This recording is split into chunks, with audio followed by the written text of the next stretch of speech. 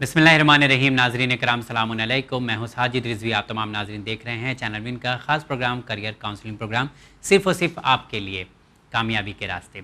जी हाँ नाज़रीन, इस प्रोग्राम में हम लोग उन सारे सवालों के जवाब देते हैं जो हमारी ज़िंदगी से जुड़े हुए होते हैं, जो पढ़ाई लिखाई से जुड़े हुए होते हैं, और कोशिश ये की जाती है कि आपको जल्दी से जल्दी उस सवालों का जवाब दिया जा सके जिससे आपकी मंजिल आसान हो सके।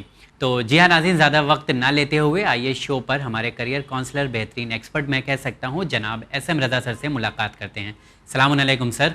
अलैकुम अस्सलाम, और आप तमाम नाज़रीन को वेलकम करता हूँ इस प्रोग्राम पे। सलाम अलैकुम। और इंशाल्लाह आपके सवालात के जवाब और बाकी जैसे हम लोगों ने पिछले प्रोग्राम में बच्चों को कहा था कि नीट और JEE के रिज़ल्ट का एनालिसिस हम करेंगे ताकि काउंसलिंग अटेंड करने में आपको आसानी हो। जी। अब आप सोच रहे होंगे कि रिज़ल्ट तो आके चला गया, इसका एनालिसिस करने की क्या ज़रूरत है, वक्त ज़ाय होंगे, लेकिन ऐसा नहीं है क्योंकि एक बहुत बड़ा रिज़ल्ट है। ऑल ओवर इंडिया से तकरीबन 17-18 लाख लोग बैठते हैं, उनकी चर्चा तो लोग करते हैं जो टॉप होते हैं, जो एग्ज़ाम क्वालिफाई करते हैं, लेकिन इसकी बड़ी बात है कि इसमें से बहुत सारे ज़्यादा बच्चे यानी तकरीबन 50 से 60% लोग हैं जो डिसक्वालीफाइड हो जाते हैं। तो इन पर भी बात करना ज़रूरी है। इसका रीज़न क्या है? जब आप आंकड़ों पे नज़र डालेंगे तो आपको समझ में आएगा, नहीं ये ज़रूरत थी, तो हम अपने बच्चों पर थोड़ा सा और फोकस करेंगे। लेकिन उससे पहले कुछ सवाल है सर, मैं चाहता हूँ उनके जवाब पहले दिए जाएँ। ज़रूर। रिस्पेक्टेड रज़ा सर, सलामुन अलैकुम। वालेकुम अस्सलाम। Sir, I am from Gurgaon, Haryana, basically from West Bengal. My name is Nizamuddin Ahmed. My neighbour who was studying in Bombay come back Bengal because of certain death of her father. At present, she has taken admission in English medium school, but very difficult to continue her study. She already left mathematics because of the tuition fees. She is good in study. She want to become a lawyer in future. She told me I want to participate CLAT. She is a student of class 10th but knows about CLAT. I was very impressed by her. So many such students are leaving big cities and taking admission in village school which are not actually English medium, also facing a financial problems because of long lockdown. Such students are completing class 10th with great difficulties. Sir, can you please suggest some easy way so that they can continue their study with minimum expensive? Sir, 11th and 12th private or distance education possible, English medium, CBSE or any state board. Please suggest her subject in 11th according to her future planning. I am requesting Channel Win please provide her financial support so that she can continue her study smoothly. Please select some other means so that she can get scholarship. Thank you, Nizamuddin Ahmed. सबसे पहले तो निज़ामुद्दीन साहब, आपका तहे दिल से शुक्रिया अदा करते हैं कि किसी बच्ची की पढ़ाई को लेकर आप इतना ज़्यादा कंसर्न हैं। अपना कोई होता है तो इस तरह से साथ देता है, लेकिन आप यकीनन बच्चों की पढ़ाई को लेकर हमेशा फ़िक्रमंद होते हैं और इस तरह से ईमेल हम लोगों को करते रहते हैं। अक्सर आपके सराहना हम लोग करते हैं। सर, निज़ामुद्दीन साहब ने जो बताया है, हमने पढ़ा आपके सामने, आपकी क्या राय है, आप क्या एडवाइस देना चाहेंगे? बिकॉज़ ये एक थोड़ा सा सीरियस इशू भी है। निज़ामुद्दीन साहब, आपके लिए बहुत सारी दुआएं परवरदिगार आलम से कि आप सेहतमंद रहें और आपके जज्बे में और इजाफा हो। यतीम बच्ची है, बताया अपने के वालिद का इंतकाल हो गया, और जाहिर सी बात है समाज में जितने लोग हैं या जो भी लोग हैं उनको कदम आगे बढ़ा के ऐसे बच्चों की मदद ज़रूर करनी चाहिए जो बच्चे पढ़ने में अपना रुझान रखते हों। जी। 10th में बच्ची है, क्लैट के बारे में बात कर रही है, इसका मतलब सिंसियर चाइल्ड है। जी, इनको भी लगा है सही। और ऐसे ही बच्चे आगे निकलते हैं जिनके अंदर पैशन हो कुछ करने का, क्योंकि दबे हुए बच्चे ज़्यादा आगे निकलते हैं। जिनके पास रिसोर्सेज की कमी होती है, वो समझते हैं कि रिसोर्सेज की लाइफ में अहमियत क्या है। जी, आप इनके साथ लगें। और जहाँ तक लास्ट आपने जो बात लिखी है विन के स्कॉलरशिप के बारे में, तो मैं जैसे हम लोग बताते हैं कि विन की साइट पे सारी चीज़ें अवेलेबल हैं जी। और मेरे ख्याल से आप थोड़ा इनको निज़ाम साहब को बताएं कि कैसे विन के स्कॉलरशिप के लिए अप्लाई करेंगे। उसके बाद दीगर मैं क्लैट के बारे में दोबारा बताने की कोशिश करता हूँ। जी, इंशाल्लाह पूरी कोशिश की जाएगी कि फाइनेंशियल सपोर्ट किया जाए, लेकिन जो प्रोसेस है वो तो आपको फॉलो करना ही पड़ेगा। आपको विजिट करना है www.channelwin.tv। यहाँ पर आप देखेंगे, आपको एजुकेशनल ट्रस्ट दिखेगा टॉप पर ही, आप यहाँ पर क्लिक करें। यहाँ पर फॉर्म अवेलेबल है, वो फॉर्म को आप ध्यान से भरें। आपकी क्या रिक्वायरमेंट है वो भी आप इसमें बता दें, और जो डॉक्यूमेंट है आप ईमेल कर सकते हैं, साथ ही जो है कोरियर भी कर सकते हैं। उसके बाद इंशाल्लाह आपसे रब्ता किया जाएगा। जो डॉक्यूमेंटेशन की ज़रूरत है वो आपको देना होगा। ठीक है सर।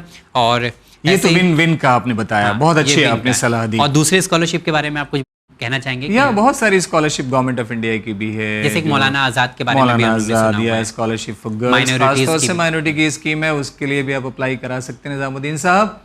अब निज़ामुद्दीन साहब, जो आपने दूसरी बात यहाँ रखी है, प्राइवेट से कैसे बच्चे को आगे बढ़ाया जा सकता है, तो ओपन स्कूलिंग का यहाँ एक बहुत अच्छा आपके सामने एक सिस्टम है जो गवर्नमेंट के ज़रिए ही रखा गया है, और ख़ासतौर से ऐसे बच्चों के लिए रखा गया है जिनके पास जिनकी फाइनेंशियल थोड़ी सी वीक हो, या जो और किसी दीगर सर्कमस्टांसिस की वजह से रेगुलर स्कूलिंग नहीं कर पाते हों। ये एफिलिएटेड है और गवर्नमेंट ऑफ इंडिया की एक बॉडी है, तो यहाँ से 12th करने के बाद आराम से उस 12th के सर्टिफिकेट के बेस पे आप आगे अपने एजुकेशन को कंटिन्यू कर सकते हैं। तो इस बच्ची के लिए सलाह है कि अगर फाइनेंस की परेशानी है तो ओपन स्कूलिंग कर ले। क्लैट के बारे में इसने रुझान अपना शो किया है, हम लोगों ने डेफिनेटली पिछला प्रोग्राम इसने देखा होगा, क्लैट के बारे में डिटेल बताया। 12th के बाद क्लैट का एक एंट्रेंस होता है जी। क्लैट के एंट्रेंस का पूरा पेपर पैटर्न हम लोगों ने आपको बताया था उसमें, एक बार ज़रूर प्रोग्राम को यूट्यूब पे आप देख लेंगे। तैयारी अच्छी कीजिए, मुझे लगता है कि आपके अंदर पैशन है, एक परेशानी से बाहर निकलने का जज्बा है, इस चीज़ को हमेशा अलाइव रखिएगा, ये चीज़ आपको आगे बढ़ाने में बहुत ज़्यादा मदद करेगी। All the very best from me and from channel win. अच्छा, एक चीज़ और उन्होंने कहा है, और ये बहुत मतलब ये बात की तरफ अगर हम लोग ध्यान दें तो बहुत बड़ी बात है कि जो बिग सिटीज़ में लोग पढ़ाई करने आते हैं, लेकिन उसके बाद कुछ ऐसा होता है कि उन्हें वापस जाना पड़ता है और जाके वापस से अपने शहर या गांव के स्कूल में एडमिशन लेना पड़ता है, तो डिस्टर्ब बहुत ज़्यादा हो जाते हैं। क्योंकि कभी कोई बड़ी जगह से है और जब छोटी जगह पे जाता है तो उसका एडजस्ट करना माहौल के साथ, पढ़ाई के साथ खासकर बहुत डिफ़िकल्ट है। तो उन बच्चों के लिए भी कुछ कहना चाहेंगे आप? अब छोटे शहरों से रिजल्ट बहुत अच्छा आने लगा है। अच्छा, याद करें हम लोगों ने प्रोग्राम किया था सीबीएसई 12th बोर्ड की टॉपर, मैंने बताया था बुलंदशहर। बिल्कुल। ये बच्ची कोलकाता पिछले एपिसोड में भी टॉपर नीट की जो आपने बताया था वो भी हरियाणा की, या हरियाणा नारनौल एक डिस्ट्रिक्ट है, उसमें भी एक गांव की है। अब लेकिन यहाँ पे माइग्रेशन हो रहा है, मतलब big cities to small town की तरफ। अब आप देखें कि उस बच्ची का भी देखें, कोटा उसने माइग्रेट किया। तो मैं ये कह रहा हूँ कि बॉम्बे से अगर कोलकाता ये माइग्रेट हुई तो कोलकाता अपने आप में एक मेट्रोपॉलिटन सिटी है और कोलकाता में सारी सहूलत मौजूद है। जो बॉम्बे में आपको मिलेगी वो कोलकाता में भी। और कोलकाता की एक सबसे बड़ी खुसूसियत क्या है कि सबसे सस्ती सिटी अगर आप कह लें, सारी फैसिलिटी वहां पे आपको मिल सकती है एट द चीपर कॉस्ट। तो कम मिनिमम इन्वेस्टमेंट में अच्छा वहां पे सारी चीजें मिल सकती हैं। तो परेशान नहीं होना है, पैटर्न हम लोगों ने पेपर का बता दिया है और विन के स्कॉलरशिप के बारे में साजिद साहब ने भी पूरा डिटेल किया है। आप चलें, हम लोग हर तरह से, जैसे आप उस बच्ची के साथ खड़े हैं, हम उसी तरह से उस बच्ची के साथ हैं। जी, थैंक यू। और इसी तरह से आपके फीडबैक की ज़रूरत रहती है और हम लोगों को गाइड भी करते रहें कि और किस तरह से हम लोग आगे बात कर सकते हैं। ये लोग ऐसे निजामुद्दीन साहब जैसे लोग हैं जो समाज में तब्दीली लाते हैं, जो बताते हैं कि कैसे दूसरों के लिए आपको भी सोचना है। हाँ, वरना कौन इतना टाइम निकालता है सर। लोग किसी की खैरियत पूछने के लिए भी शॉर्ट फॉर्म इस्तेमाल करते हैं, पर इन्होंने इतने डिटेल से एक एक चीज़ बारीकी से लिखा है सर, बहुत बड़ी बात है। अगर आप मजहब की तरफ निगाह ले जाएं तो कहा गया है कि यतीम के सर पे शफकत से हाथ फेरना भी एक बहुत बड़ा सवाब का काम है। तो किसी के लिए आप, किसी ज़रूरतमंद के लिए आप सोच रहे हैं और एक्टिवली उसके लिए कुछ करने की कोशिश कर रहे हैं, मैं तो यहाँ से आपकी बड़ी तारीफ कर रहा हूँ। और आप एक तरह से, आप जैसे लोग समाज में और लोगों के लिए एक इंस्पिरेशन बनते हैं कि दीगर हम जैसे लोग कैसे और दीगर बच्चों के लिए कुछ सोचें। जी बिल्कुल। दूसरा सवाल, मेरे ख्याल से अली रज़ा, आपको पिछले एपिसोड में हम लोगों ने जवाब दे दिया था डिटेल में जी। तो शायद अगर आपने फिर से ये सवाल पूछा है तो जो पिछला एपिसोड हम लोगों का है नीट रिजल्ट में, जिसमें हम लोगों ने आपके सवाल का जवाब दिया, तो आप उस पर देख सकते हैं। कितनी अच्छी बात है कि एक एक सवाल को आप कितनी तह तक जाके देखने की कोशिश कर रहे हैं। पिछले प्रोग्राम में भी इसने भेजा था बच्चे ने, लेकिन इस प्रोग्राम में भी क्योंकि सवाल आया तो यहाँ हम लोगों की कोशिश होती है कि कोई भी सवाल जिस वक्त आए इमीडिएट उसको हम उसका रिस्पॉन्स देते हैं। तो आई थिंक डिटेल में दिया था आपने बहुत अच्छे तरीके से। जी। चलिए मैं बढ़ता हूँ अगले सवाल की तरफ। सलामुन अलैकुम। वालेकुम अस्सलाम। मैंने 12th किया है, 5 ईयर हो गए हैं और मेरे साथ कुछ फैमिली इश्यूज़ थे जिसकी वजह से पढ़ाई छोड़ी थी मैंने। अब मुझे कोर्स करना है मेडिकल में। मैंने 12th किया है पीसीबी के साथ। प्लीज़ जल्दी बताइए कि मेरे लिए कौन सा कोर्स सही रहेगा। फिर एडमिशन क्लोज़ हो जाएंगे। फिर सर मुझे समझ में नहीं आ रहा है कौन सा कोर्स करूं, या आप अपना नंबर दे दीजिए तो हम आपसे रब्ता कर सकते हैं। स्क्रीन पर ये नंबर दिया हुआ है, आप इस पर रब्ता कर सकते हैं। और ज़रूरत महसूस हुई आपको और ज़्यादा गाइडेंस की तो इंशाल्लाह सर से आपकी हम लोग बात करवा देंगे। जी सर, इन्हें क्या एडवाइस करना चाहेंगे? 12th पास किए हुए इन्हें 5 साल तकरीबन हो चुके हैं और अब इन्होंने पीसीबी से 12th पूरा कर लिया है, आगे मेडिकल के कोर्स ये करना चाहती हैं कुछ, तो कुछ एडवाइस करना चाहेंगे आप? पहले तो जल्दी से 11th-12th की बुक आप आज से ही ओपन करें और सारी चीज़ों को एक बार रिवाइज करें। कोई भी पैरामेडिकल कोर्स आप ज्वाइन कर लीजिए, क्योंकि नीट आप अब देना होगा तो नेक्स्ट ईयर आपके लिए चांसेस बनेंगे। अभी इमीडिएट अगर आपने स्टार्ट लेना है तो आप बीएससी पर 12 पास किए हुए 5 साल हो गए हैं, ले सकते हैं। पैरामेडिकल कोर्सेज में कोई इशू नहीं है। ओके, मार्क्स क्योंकि फैमिली इश्यूज थे, किसी किसी के होते हैं सर, हो सकता है अब इनकी परेशानियां दूर हो गई हों और वापस से पढ़ाई करना चाह रही हों। और कभी कभी ऐसा भी होता है कि दिल पढ़ाई से हट जाता है, ऐसा कभी बच्चों को करना नहीं चाहिए और फिर 5 साल 4 साल के बाद रियलाइज होता है कि अगर मुझे लाइफ में आगे बढ़ना है तो एजुकेशन के अलावा कोई दूसरा रास्ता नहीं है। तो अगर आपको यहाँ से लग रहा है तो आप पढ़ें। पैरामेडिकल कोर्सेज में अगर नहीं मिलता है तब भी मैं कह रहा हूँ कि आप प्लेन ग्रेजुएशन में कहीं एडमिशन ले लें, रास्ते बहुत सारे निकलेंगे। आप आर्ट्स में ही मैं कहता हूँ, या अगर साइंस में बीएससी मिलता है, बीए मिलता है, कुछ भी जहां आपको एडमिशन मिल रहा है, क्योंकि पढ़ने की सोच अब आपकी बनने लगी है। स्टार्ट लें, आगे बढ़ें। ग्रेजुएशन जब आप ज्वाइन कर लें तो आप मुझे बताएं कि आपने कौन सा कोर्स स्टार्ट किया है, तब मैं आगे का रास्ता और भी आपको बताऊंगा। पहली प्रायोरिटी ये है कि अगर पैरामेडिकल कोई कोर्स मिल जाता है तो आप शुरुआत कर लें।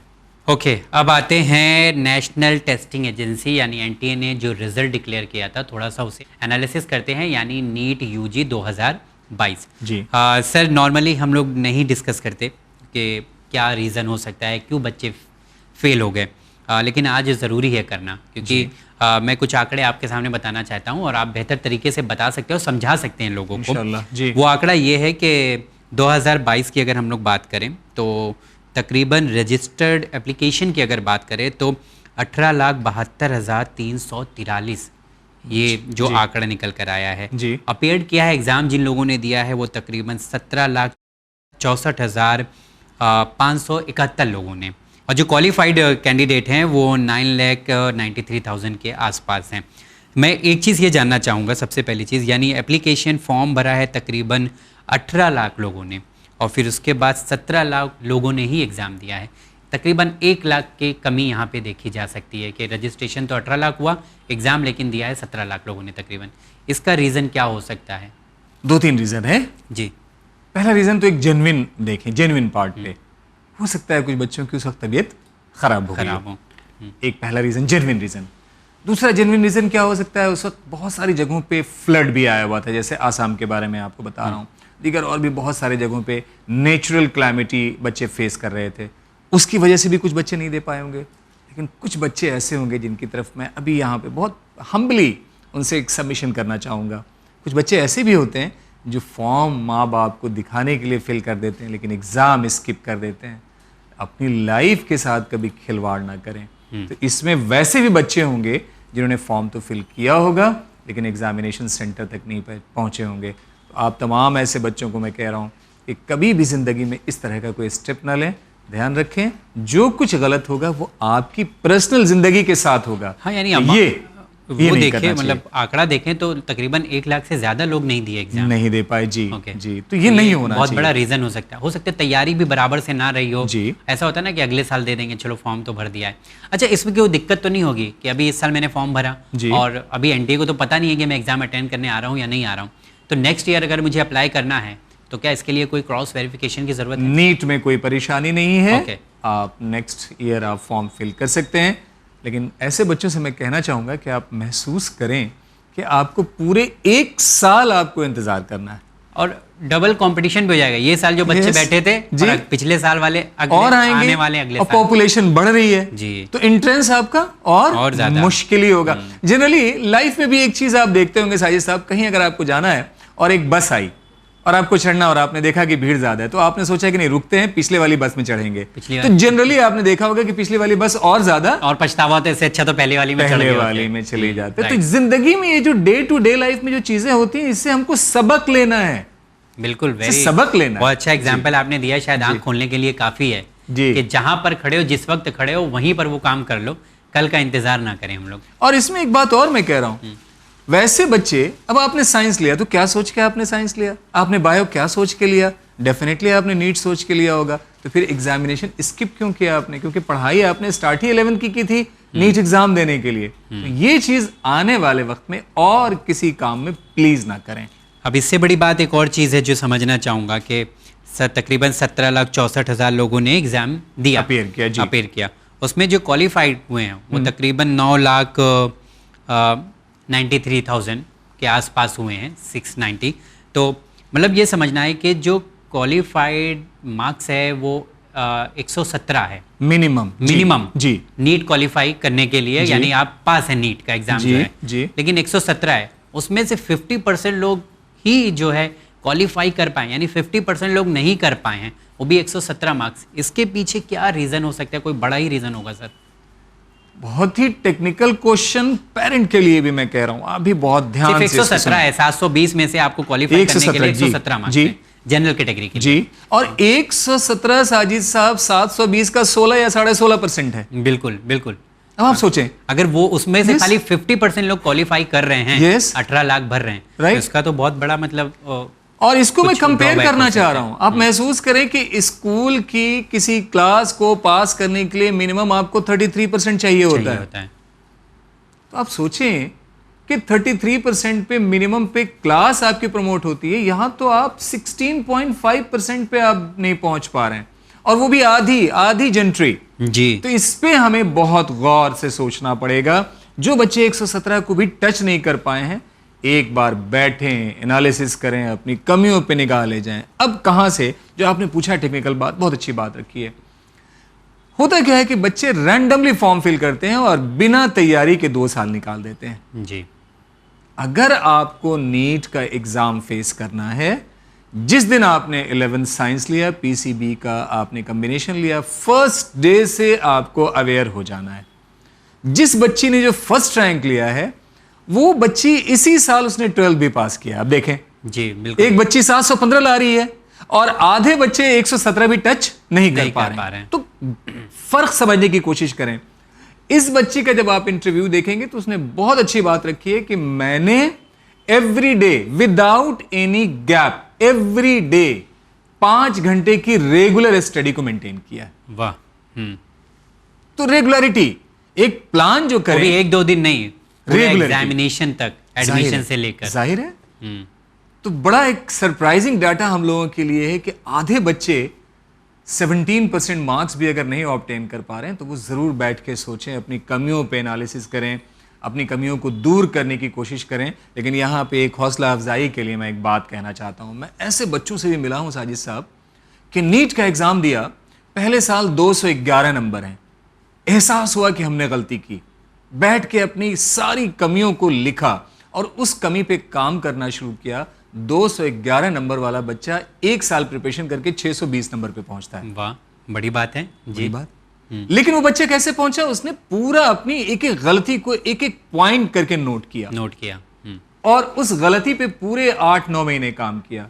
जिन बच्चों के मार्क्स 117 से नीचे हैं, एनालिसिस कीजिए, पॉइंट मेंशन कीजिए, उस कमी पे काम करने की आज से ही शुरुआत कर दीजिए, कल का आपको इंतजार नहीं करना है। ओके, यानी नीट पास होने के लिए सिर्फ आपको 117 नंबर चाहिए जी। यानी कम से कम आप ये तो एलिजिबल हो जाएंगे मेडिकल फील्ड के लिए जी। कोई भी कोर्स अगर करना चाहिए, सीट आपको मिलती है नहीं मिलती है वो तो मेरिट से बनता है, वो मेरिट से बनता है, बाकी उसमें दिक्कत नहीं है। एक और चीज़ मैं सर चाहूँगा कि आप इस पे फोकस करें। एक टाइम था लोग कहते थे कि लड़कियों को पढ़ाया नहीं जाता है और उन्हें मौका नहीं दिया जाता है, लेकिन आज एक टाइम आ गया है कि उन्हें मौका मिल रहा है, लोग उन्हें पढ़ा रहे हैं और आप उनका रजिस्ट्रेशन देखें और उनकी काबिलियत देखें, शायद वो लड़कों से कई कदम आगे निकल चुकी हैं जी। एग्जाम्पल नीट का आपको बताते हैं 2022 का।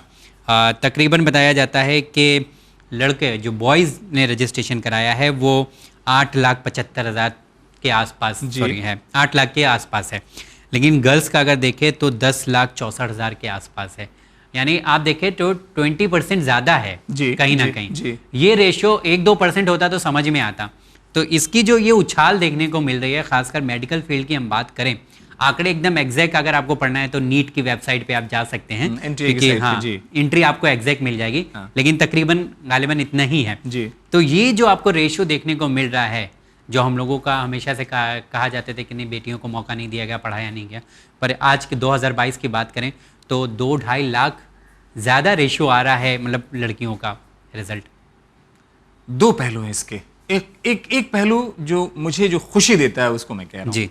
एक तो ये देखा जाए कि ये वुमेन एम्पावरमेंट की बहुत एक अच्छी एक कड़ी है ये, लड़कियां आगे बढ़ रही हैं, समाज काफ़ी आगे बढ़ रहा है और उसमें लड़कियों का कंट्रीब्यूशन बहुत ज़्यादा आगे बढ़ रहा है। लड़कियां पढ़ ही नहीं रही हैं, आगे भी बढ़ रही हैं साथ साथ। जी।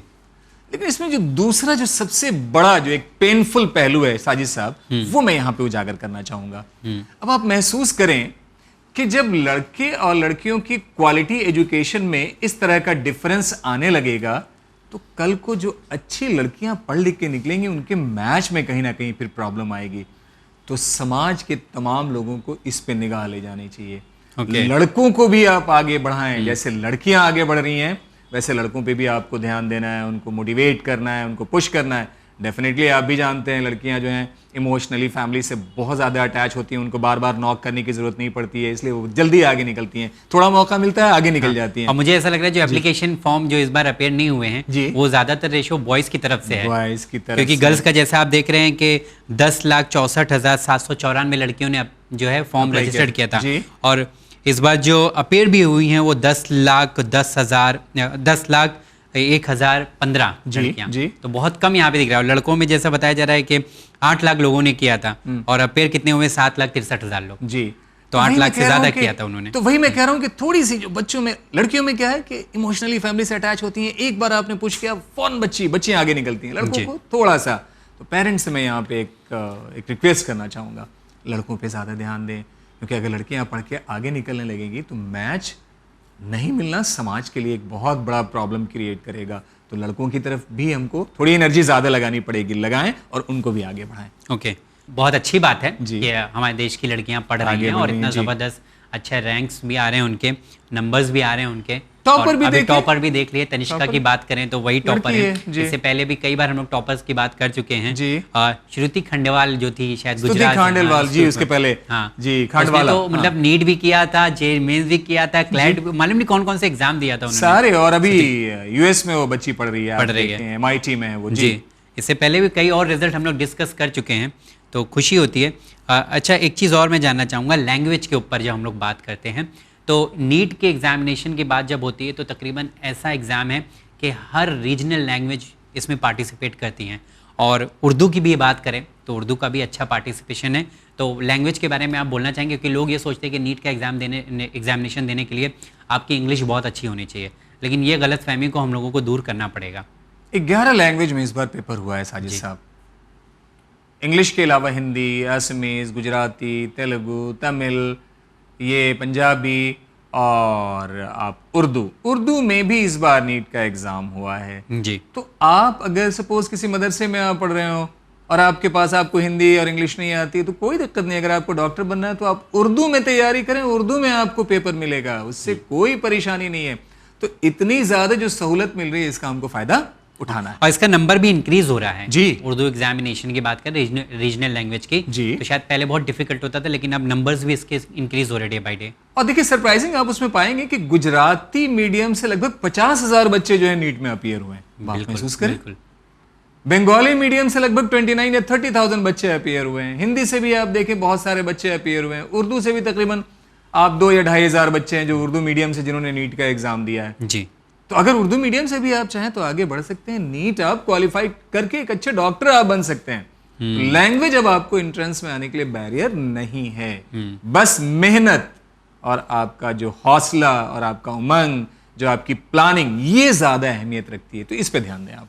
ओके, चलिए हम लोग ने नीट की बात कर लिया है सर, अब मैं सोचता हूँ जे एडवांस की बात कर लेते हैं, जेई एडवांस।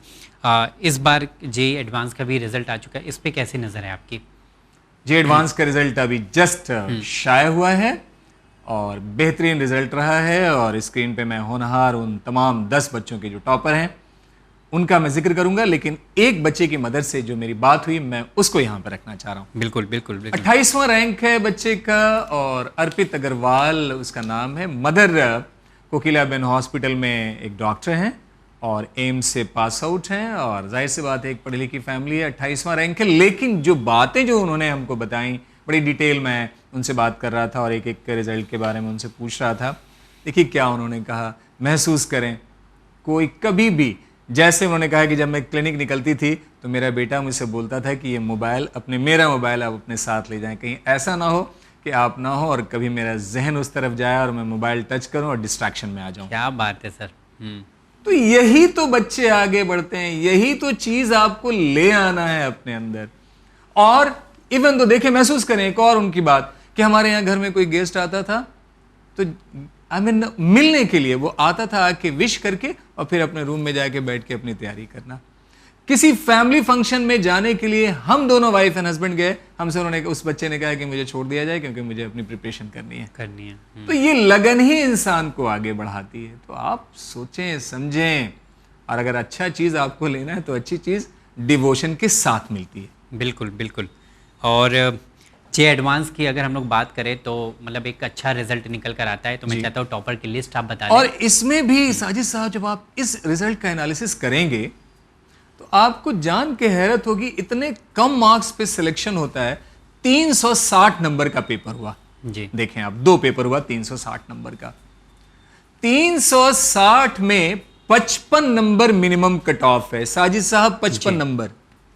360 में 55 नंबर यानी 15% पे आपका सिलेक्शन हो रहा है। तो जिन बच्चों का सिलेक्शन नहीं हुआ है, एक बार जैसे नीट के बारे में हमने बताया, अब बैठ के जरूर सोचें कि 15% भी हम मार्क्स क्यों नहीं ला पाए, कहां पे फॉल्ट रहा हमारा, क्या फॉल्ट एरिया है। उस फॉल्ट एरिया को नोट करें, नोट बनाएं और उस पर 1 साल काम करें। इंशाल्लाह उम्मीद है कि आप डेफिनेटली एक ऐसा अटेम्प्ट लेंगे जहां से आपको सिलेक्शन मिलेगा। इतने जोश से सर बात कर रहे हैं कि मेरे अंदर भी जोश आ रहा है थोड़ा सा कि जो है काश उस वक्त हम लोगों के पास, हम जैसे लोगों के पास भी कोई इतना बेहतरीन गाइड करने के लिए मौजूद होता। आज के 10-15 साल पहले की ही बात कर रहे हैं हम लोग कि मतलब कोई हमारे पास गाइडेंस के लिए नहीं था। वो अल्हम्दुलिल्लाह 5 साल से चैनल विन पे कामयाबी के रास्ते लगातार आ रहा है। लगातार आप तमाम के सवालों का जवाब दे रहे हैं, लगातार आपके जो प्रॉब्लम्स है उसको सॉल्व कर रहे हैं, लगातार हम लोग एजुकेशन की बात कर रहे हैं, लगातार जितनी भी प्रॉब्लम्स आपकी आ रही है पढ़ाई लिखाई से उसके जुड़े हुए जवाब दे रहे हैं। तो मतलब ये 5-6 साल में हम लोग काफ़ी बदलाव भी देख रहे हैं। जो व्यूवर्स के ईमेल आते हैं, जो फीडबैक आते हैं, जो उनके सवाल आते हैं, वो सारी चीज़ों को अगर हम लोग ध्यान से देखें तो कहीं ना कहीं बदलाव जरूर आ रहा है। अब आप बताएं ना साजिद साहब, आज से 2 साल पहले दिल्ली यूनिवर्सिटी में आपको एडमिशन लेने के लिए 99% मार्क्स मांगे जाते थे जी। यहाँ कहाँ 99% मार्क्स आपसे मांगे जा रहे हैं? 15%, 20%, 25%, 30% मार्क्स मांगा जा रहा है आपसे सिलेक्ट होने के लिए। मेहनत लेकिन 100% मांगी जा रही है। Definitely. मेहनत के बगैर कुछ नहीं होगा। जी जी। तो अगर हम 30% नंबर नहीं ला रहे हैं तो हमको एनालिसिस तो करना है ना जी कि हम 30% तक कैसे पहुंचे, क्यों नहीं पहुंच पाए। जी जी। तो इसका आपको ध्यान रखना है। तो स्क्रीन पे वो तमाम होनहार बच्चे जो आइंदा आने वाली नस्लों के लिए रोल मॉडल बन सकते हैं, बिल्कुल, उनका नाम मैं शो कर रहा हूं। जे एडवांस 2022 के 10 होनहार बच्चे जिन्होंने टॉप 10 रैंक लिया है। R K Shishir first rank, Lakshmi Sai Lohit Reddy second rank, Thomas Biju third rank, Sai Siddhartha fourth rank, Mayank Motwani fifth rank, Kartikeya sixth rank, Prateek Sahu seventh rank, Dheeraj eighth rank, Mahit Ghadiwala ninth rank and गाना महेश 10th रैंक। ये 10 वो होनहार बच्चे हैं जिन्होंने IIT JEE एडवांस में टॉप 10 रैंक ली है और आप तमाम बच्चों के लिए ये सोर्स ऑफ इंस्पिरेशन है। और गर्ल्स टॉपर के बारे में बता रहा हूँ, जिस बच्ची ने टॉप किया है अब गर्ल्स कैटेगरी में, तनिष्का काबरा। वैसे ऑल इंडिया रैंक इसकी 16 है लेकिन गर्ल्स के अमंग फर्स्ट रैंक है इसकी। सर बहुत बहुत शुक्रिया। इंशाल्लाह अगले एपिसोड में फिर आपसे मुलाकात करेंगे और हम लोग कोशिश ये करेंगे कि ज़्यादा से ज़्यादा बच्चों को हम लोग गाइड कर सकें। इंशाल्लाह ये मकसद भी है हमारा और आपके उन्हें नई नई बातें भी बताएं और मोटिवेट आप ऐसे ही करते रहें सर इंशाल्लाह। और बड़ी खुशी होती है, हफ्ते में एक दिन तो कोई बूस्ट करने वाला होना चाहिए। बहुत बहुत शुक्रिया आपका। और बच्चों के लिए जिंदगी मानी खेज तभी आपकी जब आप दूसरों के लिए कुछ काम आ सकें। और विन का तो आपने पढ़ा ही होगा, मैसेज टू ह्यूमैनिटी। तो ह्यूमैनिटी के लिए काम करने के लिए हम लोगों ने एक मकसद अपने जहन में बिठाया हुआ है। जहाँ तक काउंसलिंग का सिलसिला है, जैसे साजिद साहब ने आप तमाम नाजरीन को बताया है, जोसा जो जेई की काउंसलिंग करेगी और जो नीट का NTA के ज़रिए जो काउंसलिंग होगा, काउंसलिंग में जहाँ भी आप लोगों को किसी भी तरह की कोई बात अगर समझ में आती है या कोई क्वेश्चन अगर आपका राइज होता है तो आप Gmail पे जो winislam@gmail पे अपने आप क्वेरीज को रखें। हम लोग इमीडिएट उसका जवाब देने की कोशिश करेंगे और अगर ज़रूरत होगी तो आपसे कनेक्ट भी होंगे, क्योंकि ऑप्शंस अगर आपने करेक्ट नहीं भरे तो मैं फिर जैसे पहले मैंने बताया, कहीं आपको सीट मिल रही होगी लेकिन छोटी सी गलती की वजह से आपको सीट नहीं मिल पाएगी। तो इस पे हम लोग हर तरह से आपके साथ खड़े हुए हैं। जो तमाम बच्चे जेईई और नीट क्वालिफाई किया है उनके पेरेंट्स को यहाँ से मुबारकबाद, उनको मुबारकबाद दे रहे हैं और आने वाले बच्चों को कह रहे हैं कि उनको रोल मॉडल बनाएं। और जिन बच्चों का इस साल सिलेक्शन नहीं हुआ है, आप हौसला ना हारें, अपनी गलतियों को देखें और गलतियों पे काम करने की कोशिश करें। बहुत शुक्रिया। तो हौसला जो है आपका बुलंद रहना चाहिए और हमेशा ऊंचाई की तरफ जाने की एक सोच हमारे जहन में होनी चाहिए। यहाँ पर इस प्रोग्राम को हम लोग ख़त्म करते हैं और उन लोगों से गुजारिश करेंगे कि जो हम लोगों ने नीट का एनालिसिस किया है इस पर थोड़ा सा ध्यान दें और इस पर अगर हम लोग सोचेंगे और काम करेंगे तो आने वाले दिन में ज़रूर कामयाबी हमें मिलेगी।